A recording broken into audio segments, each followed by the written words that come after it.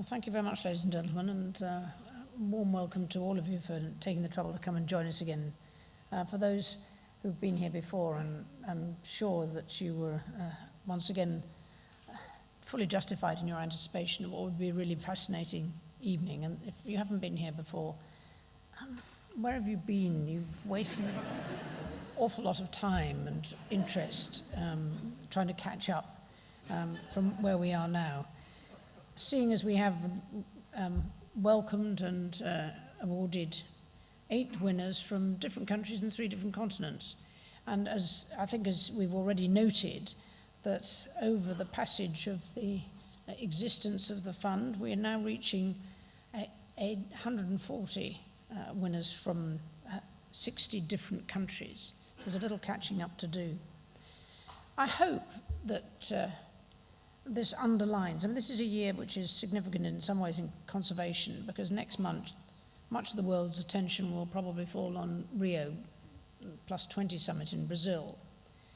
There'll be a lot of people going there, world leaders, participants from governments, private sector, NGOs, and lots of other groups, and will come together and draw up plans, no doubt. And it'll be very broad-based and probably fairly optimistic. Conservation, yes, ensuring preservation of the natural environment on the ever more crowded planet. And it is 20 years on from that original summit in Rio. But at the same time, we feel here that on that small scale, we can begin to reflect on our own 20 years of the Whitley Fund for Nature's involvement in conservation. And I think those of you, particularly Edward, who I think would argue that some of his inspiration came from a certain Gerald Durrell. Gerald would be thrilled to know that people are still being inspired by playing with amphibians and giving homes to bats in unpopular places in their homes as very much his starting point. But we are about to celebrate entering our 3rd decade, and those winners who have played such a key role in helping their own countries to achieve the targets, yes, set by Rio in terms of targets, but not a lot of indication of how you were going to achieve it. I think our winners have shown how you achieve those targets and have actually gone out and paved the way for real success. And they've also been able to educate and inspire an astonishing range of donors who have understood the importance of distributing funding to this work very directly and very trustingly have given that direct support. I hope that you would agree that in another 20 years, the situation will only have improved because of the efforts of people like our winners. And perhaps that's the real reason that our donors continue to support us and why we need your support for the future, but very well evidenced support. Keeping heading towards those targets, yes, but certainly making a real and measurable difference to conservation and to the human health of the planet, and indeed to humanity. And once again, I think we've heard that from so many of our speakers, that very human context of how they work, the real importance of motivating the people around them. And I do think that tonight's winners have worked in areas which I think are notoriously difficult areas to motivate those who earn their living in almost direct competition to the species they're trying to help.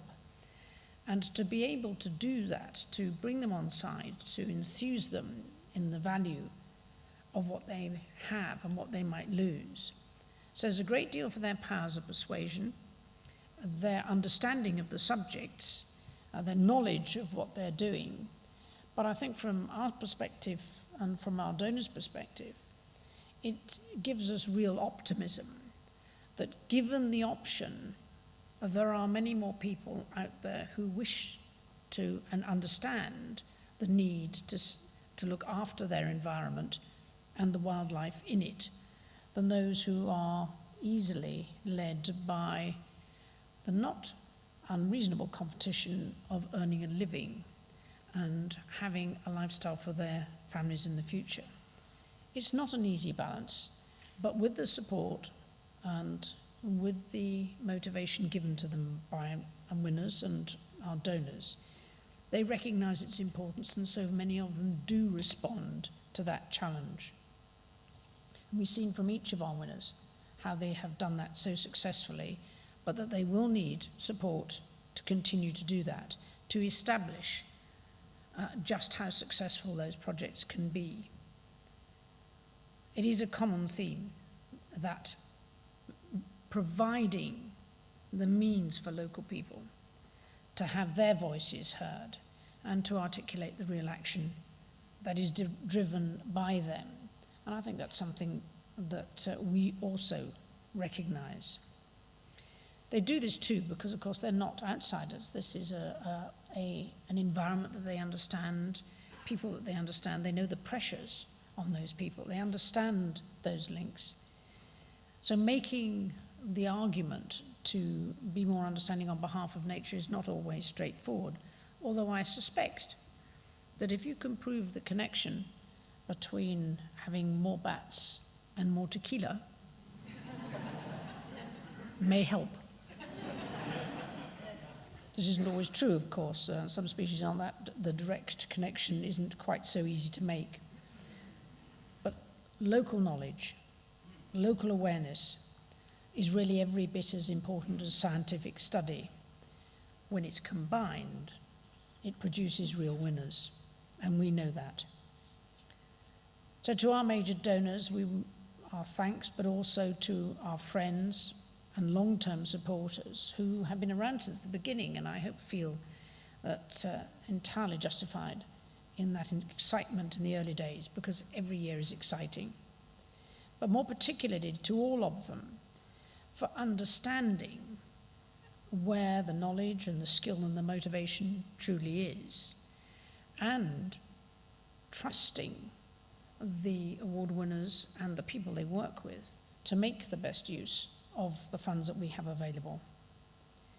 I still think that there are lessons for us to learn here in the UK for a number of different reasons, and we should listen carefully to what you do and how you do it. We all need to understand, I suspect, that all humans are fundamentally idle, greedy, and wasteful, and we really have to try quite hard not to be. But given the right leadership and that motivation, we really can do that. We can make a difference, and we can be a great deal less wasteful. Certainly not idle, because all of you have worked extremely hard. Replanting mangrove swamps, that's hard work. And greedy, definitely not, because you might well be making a decision that is about what appears to be a real short-term game against a long-term investment. But it has been done, it can be done. And what Whitley Fund for Nature does to maintain that motivation is absolutely key. So thank you all for your support for that, and make it possible for us to be here once a year to really celebrate what can and has been achieved, and look forward to the future a little bit more. Thank you.